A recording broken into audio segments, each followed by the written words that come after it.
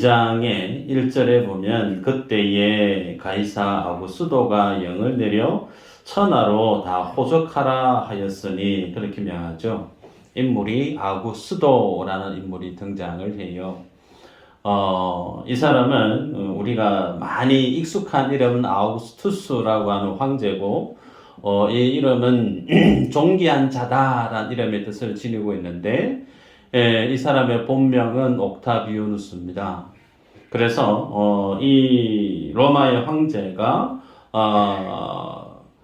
모든 사람들을 호적을 명하는 일을 명하게 되죠. 호적을 명했던 의도는 로마의 재정 확충세를 거둬들이기 위해서 호적을 명했죠. 그래서 역사가들은 이 시기가 팍스 로마나 시대라고 그렇게 명명합니다. 로마가 전 세계를 아우르고 지배했던 가장 찬란했던 로마의 시대가 이 시대라고 학자들은 얘기를 하죠. 자, 그런 가운데 이 황제의 이 명령 앞에 오늘 본문에 등장하는 요셉도 달리 다른 방법이 없죠. 그래서 모든 사람이 다 호적을 하라 명했기 때문에 요셉도 자기가 났던 곳으로 이동하는 중에 오늘 본문에는 베들레헴이라고 하는 지역에 거쳐 가다가 그곳에서 예수님을 이제 탄생하게 되는 출산하게 되어지죠. 그런데 여기에서 이제 궁금한 게 유대법에는 호적을 하게 되는 사람들이 남자들에게만 해당이 되죠. 여자는 죄송스럽지만 카운트에 들지 못했습니다. 때문에 왜 마리아를 데리고 갔을까 궁금할 수 있는데 그런 분을 위해서 설명을 드릴까요? 요셉과 마리아는 정혼을 한 사이입니다. 결혼식을 한 게 아니죠. 그래서 유대에는 결혼 예식을 2번 합니다. 그래서 정혼을 하고 1년 뒤에 정식 결혼식을 올립니다. 그래서 정혼을 했는데 결혼식까지 다 안 했는데 마리아의 배가 산딸이 되어져서 배가 불러오는 거죠. 상상해 보시면 율법이 엄연히 살아있는 그 시대에 자기 집안의 딸이 결혼식도 아직 안 했는데 배가 불러와요. 그 모습을 보고 있을 부모님들이 어떤 생각을 가질까? 가정 구박과 가정 핍박을 아마 다 겪지 않겠는가? 혹은 그 모습 때문에 동네 많은 사람들에게 마리아가 감내해야 될 그런 수모들 좋게 상상할 수가 있죠. 그래서 요셉이 조용히 파혼하려고 했으나 천사가 요셉에게 나타나서 성령으로 잉태했기 때문에 마리아 뒤로는 거 고민 안 해도 된다. 하나님이 마리아의 임신한 그 사실에 대해서 알려주었기 때문에 요셉이 계속해서 그 정혼 관계를 유지를 합니다. 그러면서 핍박받고 힘들어할 마리아가 눈에 선했기 때문에 아마 같이 호적을 하러 이동하고 있지 않는가 그렇게 추정할 수가 있습니다. 여러분 이때의 모습을 상상해 보시면 옥타비아누스가 로마의 세를 거두어들이기 위해서 재정 확충을 위해서 본인의 생각으로 모든 사람들에게 호적을 명했던 이 조서, 이 명령 좋게 이해할 수 있는 상황이죠. 그래서 모든 사람들이 마치 설이나 추석 때, 명절 때 민족 대이동을 하는 것처럼 이 호적을 명했던 이 기간 안에 많은 사람들이 움직이는 그런 분주한 상황이었음을 좋게 짐작할 수가 있죠. 그래서 기거할 여관방이 없었던 내용을 오늘 본문이 밝히고 있지 않습니까? 자, 그런데 이 내용은 어떻게 우리가 바라봐야 될 것인가? 하나님께서 이미 700년 전에 미가 선지자를 통해서 미가서 5장 2절에 이렇게 기록합니다. 베들레헴 에브라다야 너는 유다 족속 중에 작을지라도 이스라엘을 다스릴 자가 내게로 나올 것이라. 그의 근본은 상고의 영원에 있느니라. 이미 하나님은 700년 전에 선지자 미가를 통해서 예수님이 이 땅의 메시아로 그리스도로 날 곳을 지명해 놓고 있죠. 그것이 베들레헴이라고 하는 소위 떡집이라는 이름을 지닌 지역 아닙니까? 그래서 엄연히 하나님께서 베들레헴에서 예수님이 나게 만들기 위한 하나님의 계획, 하나님의 말씀이 700년 이전에 이미 주어져 있습니다. 고로 오늘 이 본문의 상황은 옥타비아누스가 호적을 명했기 때문에 가다가 우연히 베들레헴에서 예수님이 탄생한 사건이 아니라 이 사건은 하나님이 말씀하셨던 그 말씀이 어떻게 인간의 이 세상 속에 성취되어져 가고 있는가? 하나님의 뜻과 하나님의 계획과 하나님의 묵시 속에 있었던 이 세상을 구원하기 위한 하나님의 계획이 인간이 살아가는 이 세상의 역사 속에서 어떻게 완전하고 온전하게 성취되어지는가? 이 모습을 드러내고 있다는 내용이죠. 그래서 오늘 주님은 하나님의 구속의 스토리, 하나님의 러브 스토리, 하나님이 이 세상을 구원하시는 그 주님의 계획이 누구를 통해서 주님이 성취하고 있는가? 로마의 황제를 도구로 쓰고 있고 요셉이라는 인물을 쓰고 있고 마리아로 가는 여인을 들어서 쓰고 있는 것을 확인하게 됩니다. 자, 3절 4절에 보면 베들레헴에 왔는데 이제 진통이 오는 거죠. 산통이 와서 예수님을 이제 출산을 해야 되는데 기갈 방이 없는 거예요. 여간방이 없다. 오늘 본문에 그렇게 밝히고 있죠. 이것을 통해서 우리가 알 수 있는 한 가지 사실은 만약에 요셉이 목공의 목수의 일을 너무나 잘해서 돈을 잘 버는 사람이었더라면 돈이 있으면 여간방 집주인에게 얘기했을 때 자기 안방이라도 돈을 받고 그 방을 아마 내주지 아니했겠는가 싶을 수 있죠. 그런데 도저히 방을 구할 수 없는 상황이었다라고 하는 것은 요셉이 그리고 젊은 부부였더니 마리아의 가정이 상당히 가난했을 것이다 라고 우리가 좋게 이해할 수가 있습니다. 그래서 예수님이 어느 곳에 태어나죠? 마구간에서 나십니다. 천지 만물을 창조하신 창조주 되신 예수 그리스도가 이 땅에 사람의 몸을 입어 이 땅에 오시는데 세상 모든 사람들에게 냉대를 받고 환영을 받지 못하고 있는 상황 가운데 사람이 없는 마구간에 주님이 오셨다라는 사건이 오늘 우리가 읽었던 본문의 내용이죠. 그렇지만 본문 속에 보면 세상은 몰라줘도 천사와 천군 천사들은 예수님이 땅에 나심을 환영하고 찬양하는 모습을 보게 됩니다. 8절에서 14절까지 읽었던 내용을 보면 그 주변에 양을 치는 목자들이 있었고 그 목자들에게 천사들이 나타나는데 그 광경이 마치 하나님의 영광이 강렬하게 비치는 것처럼 비추어져서 그 목자들이 심히 두려워했다. 그렇게 밝히고 있죠. 그러면서 천사가 얘기합니다. 10절에 무서워 말라. 보라 내가 온 백성에게 미칠 큰 기쁨에 좋은 소식을 너희에게 전하겠다. 큰 기쁨의 좋은 소식, 그 기쁨의 좋은 소식이 11절 12절이죠. 한번 읽어볼까요? 시작.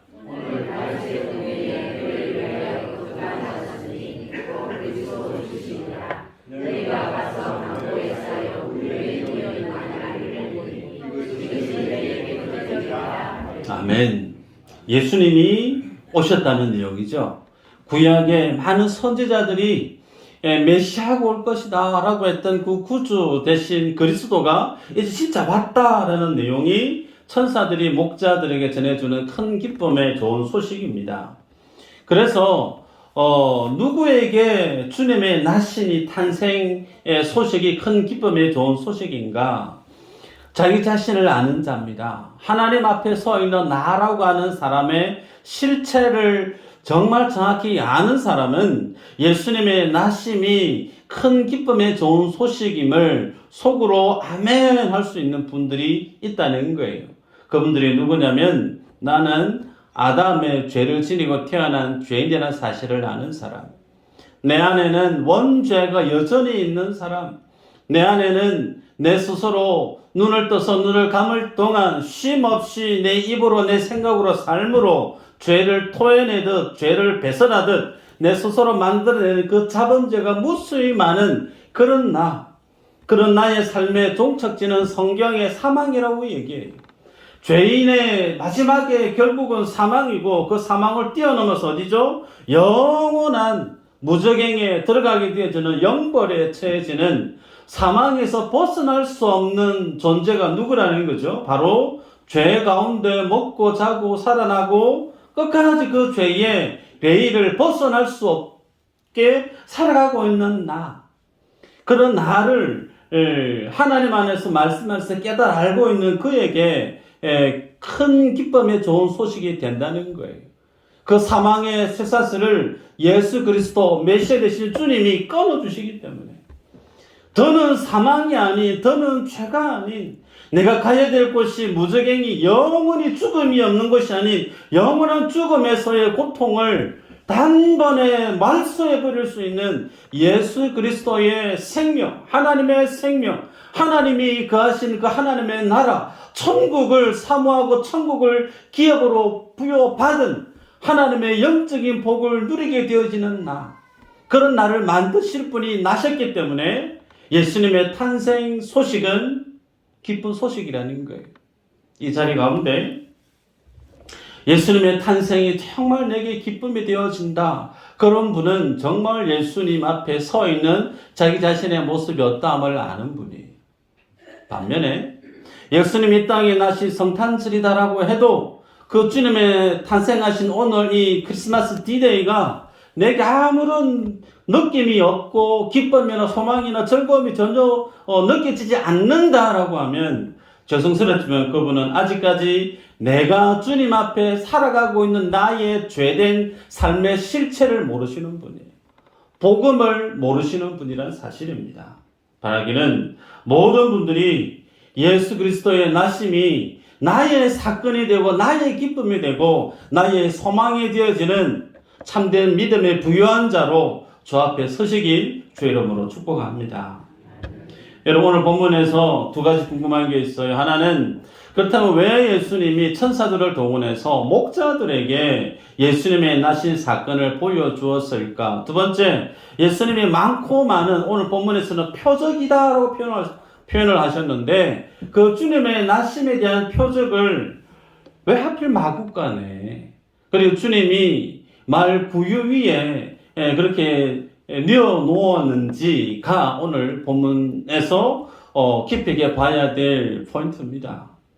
여러분, 특별히 목자를 주님이 선정했던 이유, 당대의 목자들은 그 시대의 가장 가난한 사람, 비천한 사람에 대한 대표성을 띠고 있는 직업군에 해당되어지는 사람입니다.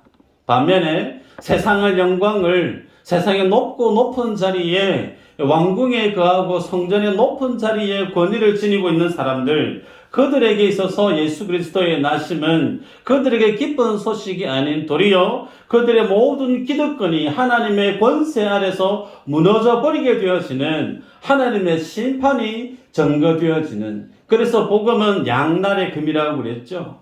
그리스도를 바라고 그리스도를 신뢰하는 자에게는 구원이나 그 복음을 배척하는 자에게는 뭐죠? 하나님이 준엄한 심판이죠. 때문에 오늘 본문에 목자들은 정말 비천하고 죄 많고 불쌍한 사람들, 그런 그들에게 주님이 나타나셔서 주님의 굿뉴스를 알려드립니다. 우리가 보지 않았지만 어제 새벽 본문에 보면 마리아가 자기 뱃속에 있는 분이 오실 메시아 되신 주님임을 알고 찬양하기를 높은 자를 내리치시고 비천한 자를 높이시는 주님이라고 고백했던 내용을 어제 새벽에 우리는 보았습니다.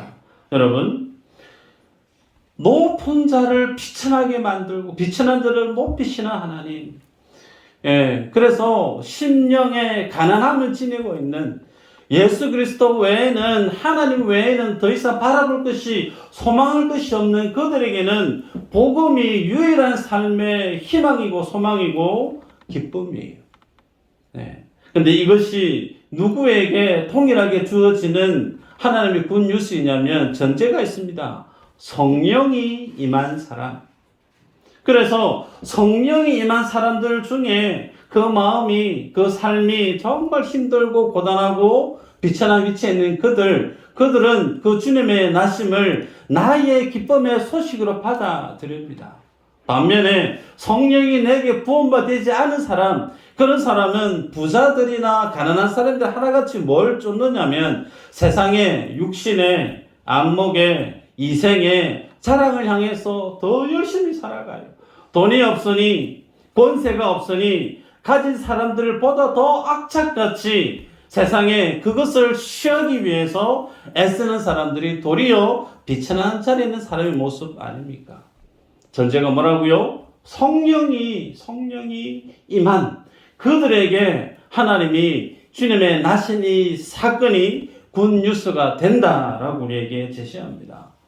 그러면 여러분, 성령이 임하게 되어지면 어떤 일이 일어나는가? 누누이 말씀을 드리지만 요한복음 16장에 보면 죄에 대해서, 의에 대해서, 심판에 대해서 책망한다 그랬죠. 그러면 죄가 뭘까요? 죄. 예수 그리스도를 믿지 아니하는 것이 너희의 죄니라. 예수님을 믿지 않는 것이 죄구나라는 것을 아는 사람, 그 사람은 반대로 그 사람 심령 속에 성령 하나님이 내주하고 있다는 증거죠. 내가 예수님을 믿지 아니해도 내 삶에 별반 어려움이나 별반 잘못된 것을 전혀 감지하지 못하고 살아간다. 그 사람 심령 속에 성령이 유효한 부르심이 있는지 체킹하셔야 됩니다. 여러분, 그렇기 때문에 예수님을 믿는다는 분들이 교회 안에 거의 전부예요. 그러나 사람의 눈은 가릴 수 있어도 하나님의 눈은 못 가리죠. 하나님은 그 사람의 중심을 보시는 분이십니다. 하나님이 내 삶의 주인으로 제대로 믿는 분은 그 주님 앞에 모든 것을 이양합니다.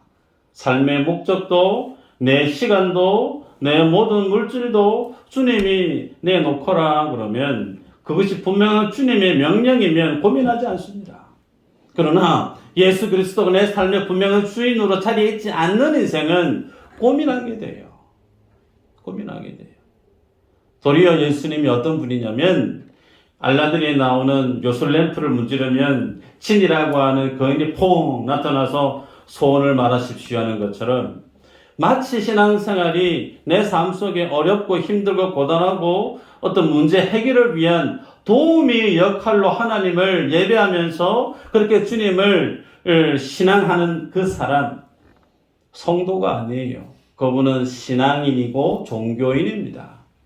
여러분, 그러기에 오늘 우리들은 주님이 목자에게 나타나서 이 복음을 전했던 그 내용, 성령으로만 우리가 주님 앞에 바른 믿음을 견지할 수 있음을 볼 필요가 있습니다. 두 번째는 예수님이 나셨는데 강보에 쌓여서 구유에 누인 아기를 보게 될 것이다. 이것이 너희에게 보게 될 표적이다. 여러분, 서두에 말씀드렸어요. 하나님께서 700년 전에 예언되었던 그 말씀이죠. 하나님이 700년 동안 예수님 이 땅에 나실 것을 준비하신 전지전능하신 하나님이세요. 그러면 마치 메시아 이 땅에 나실 것을 주님이 계획하실 때 좀 소위 폼나게 멋있게 많은 사람들이 볼 때 와, 저분이 정말 메시아구나. 마치 그런 어떤 삶의 환경, 타이밍 그것을 골라서 나게 하시면 얼마나 좋았을까. 고구려의 시조는 방구신화죠. 주몽신화도 있습니다. 혹은 신라의 박혁것의 시조도 있습니다. 아래서 났다고 해서 많은 사람들이 특별하다. 그래서 우리는 참 특별한 신라의 후손이다. 그런 어떤 민족의 자긍심을 갖게끔 어떤 그런 신화, 설화를 이용하죠. 마치 그렇게 예수님 이 땅에 다른 사람들보다 좀 더 특별하게 나게 하셨더라고 하면 많은 사람들이 볼 때 그렇지 우리가 기대하고 원했던 메시아가 이제 오셨구나 납득하기 쉬울 거예요. 그런데 이런 표적이라고 주님이 말씀하시면서 그 표적을 설명하는 상황과 타이밍과 환경이 어디냐면 마구간이에요. 왜 하나님이 그런 어떤 척박하고 좀 피하고 싶고 냄새나고 어쩌면 좀 더러운 그런 곳을 지칭해서 주님이 너희들에게 주는 표적이다. 큰 기쁨의 좋은 소식이 왜 너희에게 큰 기쁨인지 그 주님이 지금 마구간에서 말 구유에 누워있는 그것을 보게 되어지면 천사가 전해주는 그 메시지가 정말 참인 줄 너희가 알게 될 거야. 표적이다. 왜 이런 논리로 이런 상황으로 주님이 예수님의 나심을 보여주시고 있는가라는 거죠. 결론적으로 말씀을 드리면 예수님이 마구간에 나셔야 되고 말 구유에 누워 있는 이유는 하나님 앞에 서 있는 인간들의 죄된 모습을 덜쳐내기 위한 모습이라는 거예요. 질문을 드릴까요? 여러분의 가까운 지인이 전화가 왔습니다. 그러면서 내뜸 하는 말이 야 기쁜 일이 있어 라고 전화가 왔어요. 그럼 여러분이 순간 머릿속에 판단이 될 겁니다. 기쁜 일? 무슨 일일까? 제가 설교를 준비하면서 만약에 누군가가 나에게 솔직하게 얘기할게요. 누군가가 나에게 전화와서 기쁜 일이 있어 라고 한다고 하면 1번 복권에 당첨됐나? 2번 아들이 대학 합격했나? 3번 대학교 어디 직장에 승진했나? 죄송합니다. 제가 믿음이 없어서. 이런 생각을 가질 법할 것 같아요. 무슨 얘기인가? 사람들은 큰 기쁨에 좋은 소식이라고 하면 하나님과 관련되어 있는 영원한 하나님의 나라와 연관되어져 있는 생각보다 무엇에 대한 생각이 더 많은 영역을 차지하고 있는가? 아팠던 몸이 빨리 나았나? 성진이 내서 고민하던 사람이 성진이 되어졌나? 아니면 정말 로또에 당첨이 됐나? 이런 생각들이 부지기수 우리들 내면 속에 많이 자리해 있다는 거예요. 여러분,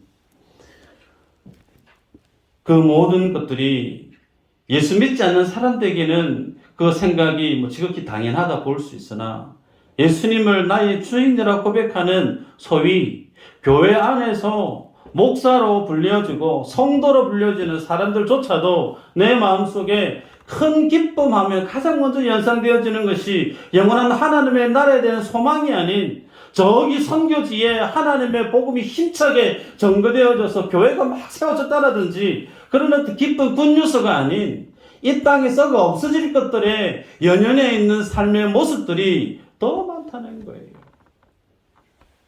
여러분, 주님이 그 모습을 지적하고 있는 겁니다. 예수님이 창조주신데 왜 마구간에 가셔야 되는가? 거룩하신 주님을 담을 만한 집이 없는 거예요. 이 상황을 지금 하나님이 주장하고 계십니다.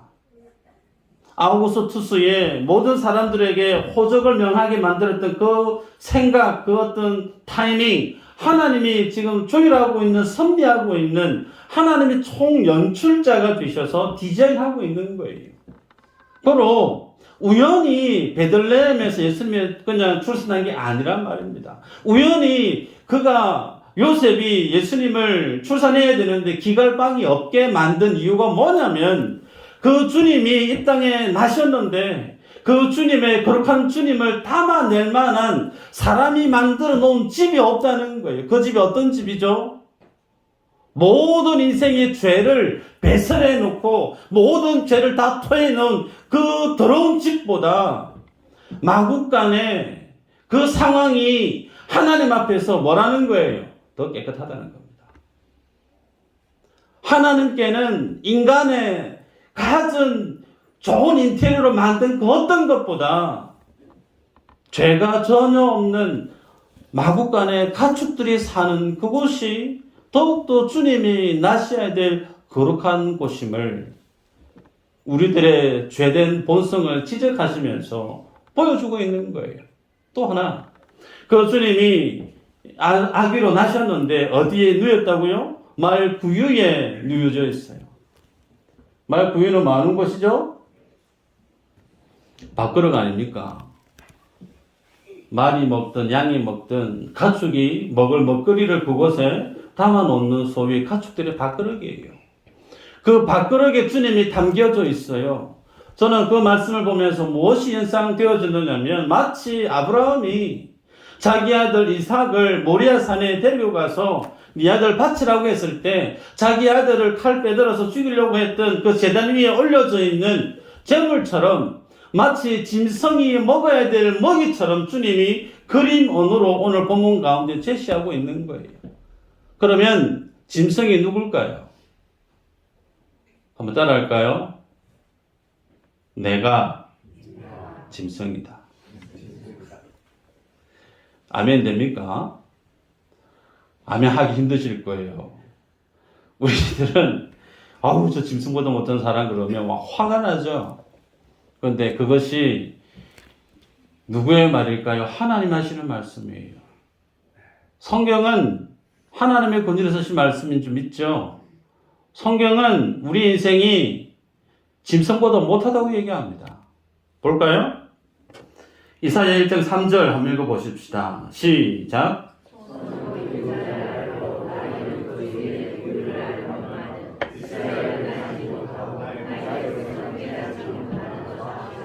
예레미야 8장 7절 시작.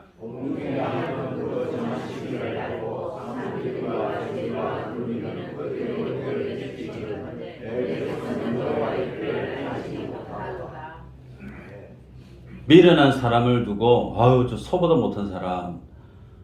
여러분 소가 그 말을 알아들으면 소가 우리 말을 할 수 있으면 얼마나 화가 나겠어요. 성경은 얘기합니다. 소보다 나귀보다 이스라엘이 더 못났다. 두루미보다 비둘기보다 제비보다 소위 새의 머리를 쥐고 있는 조류의 머리를 달고 있는 그 조류들보다 이스라엘이 더 못났다. 다시 질문할까요? 짐승이 나아요? 사람이 나아요? 짐승이 낫습니다. 최소한 짐승은요, 죄는 짓지 않아요. 죄는 짓지 않아요. 여러분, 그래서 말 구유에 주님이 누워져 있는 이유가 뭐냐면, 짐승은 죄를 짓지 않지만, 죄를 지음으로 짐승보다 못한 지옥으로 가야 될 그들을 구원하시기 위해서 친히 주님이 이 땅에 우리들의 먹이가 되기 위해서 오셨다는 거예요. 적나라한 표현이지만 사실입니다. 요한복음 6장에 주님이 오병이어 기적을 행하십니다. 그 오병이어 기적에 대해서 주님이 풀이해 해석해 주셨잖아요. 내 살이다. 나는 생명의 떡이다. 내 살을 먹어라. 예수님은 짐승된 그 짐승보다 되지 못한 우리 안의 죄성을 우리를 하나님의 자녀로 삼아 주시기 위해서 친히 우리의 떡이 되셨고 우리의 빵이 되셨고 우리의 살이 되어 주시기 위해서 태어나시는 그 모습 처음부터 예수님의 그 정체성이 무엇인지를 밝히 보여주고 계십니다. 그러기에 여러분 이 말씀을 보시면서 우리들이 주님 앞에 어떻게 살아가야 될까? 마지막 숙제가 있습니다. 그 모습을 보았던 천군 천사가 하는 찬양의 내용이죠. 13절, 14절 한번 볼까요? 시작. 호련히 수많은 천군이 그 천사들과 함께 하나님을 찬송하여 이르되 지극히 높은 곳에서는 하나님께 영광이요 땅에서는 하나님이 기뻐하신 사람들 중에 평화로다 하니라. 아멘. 하나님의 영광이래요. 뭐가요? 뭐가 하나님의 영광이에요? 예수님이 마구간에 나시는 게 하나님의 영광이래요. 예수님이 정말 예루살렘의 1등급 호텔 특실에서 나시는 게 아니고 말 구유에 짐승의 먹이통에 누이시는 것이 하나님께 있어서 영광이래요. 왜 주님이 그렇게 비천하고 낮고 낮은 곳에 정말 상상하기 힘든 그런 상황 속에 나신 것이 왜 하나님께 영광이 되느냐? 하나님의 말씀을 지금 예수님이 삶으로 순종해 가고 있기 때문에 그렇습니다. 여러분, 우리들은 내가 소위 많은 사람들보다 경쟁을 많이 해서 높은 자리에 올라가서 1인자의 자리에 서서 내가 하나님께 영광을 올려드려야지. 그 생각 성경적이지 않습니다. 내가 회사 사장이 되어서 내가 대학교에 수석이 되어서 1등이 되어져서 그 마음은 좋으나 여러분, 하나님의 영광은 내가 높아지는데 절대 있지 않습니다. 하나님의 영광은 가장 낮고 낮은 자리에 내가 서서 살아가는 그 모습을 주님이 가장 영광스럽게 여기십니다. 세상 사람들은 육신의 안목의 이생의 자랑 그 자리에 취하게 되어지면 많은 사람들이 부러워해요.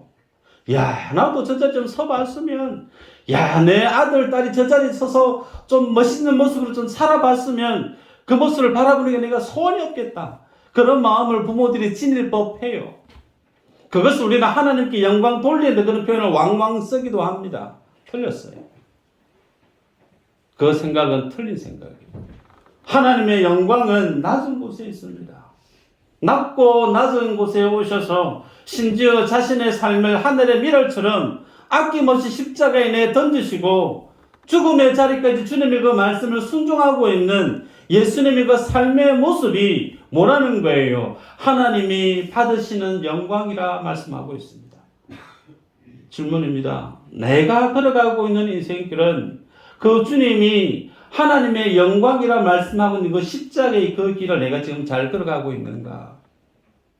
나는 낮고 낮은 길을 향해서 눈 비비고 찾아가면서 낮고 낮은 길을 향해서 나는 지금 살아가고 있는가?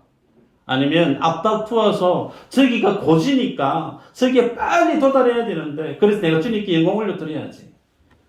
여러분, 성경을 정확하게 보셔야 돼요. 성경을 제대로 보지 못하면 우리는 종교 행위로 신앙인이 아닌 종교인으로 살다 갈 수 있습니다. 그러기에 오늘 본문에 주님은 우리에게 묻습니다. 내가 예수님을 따라 영광의 길을 걸어가고 있는 성도가 맞는가? 낮고 낮은 자리, 섬김의 삶을 실천하고 있는 그 자리, 그 삶을 내가 지금 배워가고 있고 훈련하고 있고 살아가고 있는 내 자신이 맞는가? 아니면 정말 다른 사람을 내가 밟으며 그 사람을 무시하며 그 사람을 짓밟고 위에 올라서서 내가 군림하려고 하는 삶의 욕심으로 앞다투어서 살아가고 있는 자신의 모습인가? 어떻게 살아가는 것이 예수 잘 믿는 믿음인가? 답은 여러분이 잘 아실 줄 압니다. 바라기는 그 주님이 낮고 낮은 자리에 오셔서 죽기까지 섬김의 삶을 사셨던 그 주님의 삶의 모습, 그 삶의 모습이 나의 인생의 스토리가 되고 나의 삶의 흔적이 되고 그것을 사랑하는 자녀들에게 믿음의 유산으로 남겨드리는 모든 분들 되실 수 있길 주의 이름으로 축복합니다. 아멘. 기도합니다. 하나님 감사합니다.